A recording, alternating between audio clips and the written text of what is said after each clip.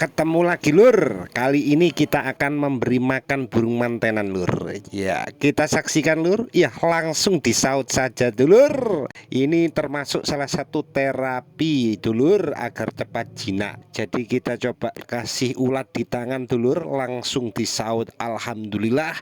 Ini berarti pertanda apa lur? Iya, pertanda jinak akan segera dimulai. Lur, langsung lihat, lahap sekali lur. Itu yang satunya juga itu sebenarnya tanpa ada kamera lur, itu langsung juga nyaut seperti yang satu ini lur. Cuma kayaknya malu dia kena kamera lur. Sementara itu saja lur yang dapat saya laporkan. Terima kasih, salam kicau mania.